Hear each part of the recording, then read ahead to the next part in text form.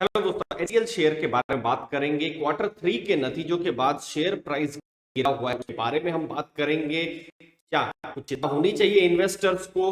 Brokerages क्या कह रहे हैं, क्या नए टारगेट दे रहे हैं, इन सब के बारे में बात करेंगे दोस्तों इस वीडियो में। सबसे पहले हम बात करते हैं स्टॉक प्राइस के रिएक्शन की। 17 जनवरी को आप देख सकते हैं स्टॉक 5.5% से ज्यादा गिरा है। 76 पॉइंट स्टॉक गिरा है। 1260 में इसका स्टॉक बंद हुआ है 17 जनवरी को, जब क्वार्टर 3 के रिजल्ट आए हैं। तो सबसे पहले बात करते हैं कि क्या रीजन है।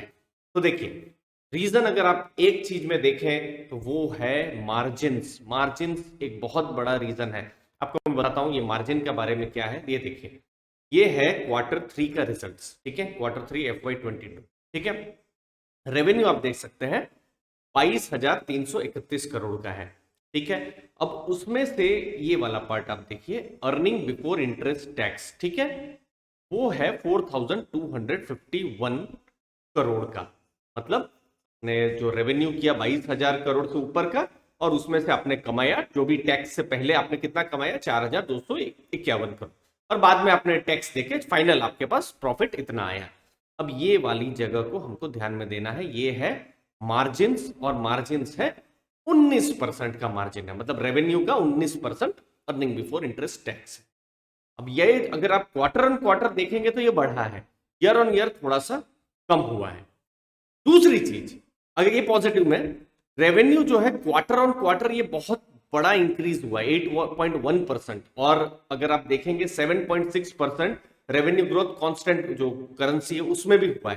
तो ये एक बहुत बड़ी पॉजिटिव चीज है। कंपनी कमा रही है, या फिर जो रेवेन्यू है उनको आ रहे हैं, ग्रोथ कर रही है, लेकिन कहीं ना कहीं मार्जिन्स कम हो जा रहे हैं। और यही चीज जो है शायद इन्वेस्टर्स को लग रहा होगा। अब देखिए, FY22 का उन्होंने गाइडेंस दिया था जब क्वार्टर 2 के जब रिजल्ट आए थे, कि ये जो मार्जिन जो रहेगा 19 से 21% के बीच में हो सकता है। तो 19 से 21% के बीच में 19 भी है, 19.5% भी है, 20% भी है, 21% भी है, लेकिन मार्जिन आया कितना, जो बिल्कुल लोअर लेवल पर था, मतलब 19%। देखिए, कंपनी प्रॉफिट कर रही है, रेवेन्यू ग्रोथ भी कर रही है, लेकिन जो अर्निंग बिफोर इंटरेस्ट टैक्स जो है थोड़ा सा एक्सपेक्टेशन से कम आया। कुछ जगह में मैं देख रहा था एक्सपेक्ट किया जा रहा था 19.5% हो, लेकिन 19% आया। तो अलग अलग रीजंस हैं जिसकी वजह से ये 19% का जो मार्जिन है, मुझे बहुत पैनिक जैसी सिचुएशन नहीं लगती है, बट मार्केट को ऐसा लगा है। अब मैं इसके लिए अलग अलग जगह में मैं रिसर्च भी कर रहा था। तो जो CFO है मिस्टर प्रतीक अग्रवाल HCL के, तो उन्होंने इस मार्जिन वाली चीज को कहा है कि शॉर्ट टर्म में ये तकलीफ है, लेकिन एक्सपेक्टेड है कि ये मार्जिन जो है वो भविष्य में सुधरेंगे। और FY22 अभी जो 3 महीने बाकी है, मतलब जनवरी फरवरी मार्च, तो इस टाइम में भी अलग अलग जगह से यही है कि मार्जिन ये 19% के आसपास ही रहेगा। तो इन्वेस्टर्स को शायद वही वो भी लग रहा होगा कि जो मार्जिन हैं वो और बढ़ नहीं रहे, बढ़ने की संभावना कम है, तो वो एक चीज है।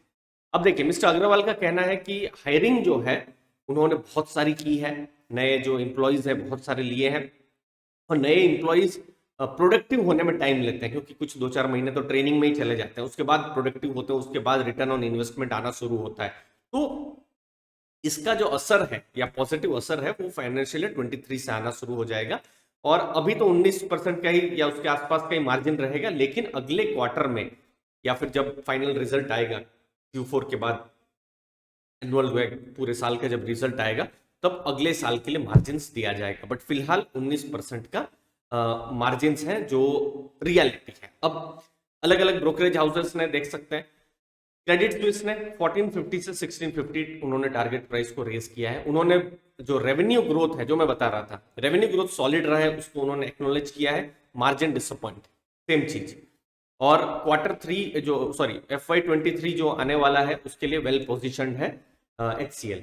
मॉर्गन स्टैनली इक्वल वेट है 1360 से, टारगेट उन्होंने 1450 बढ़ाया है।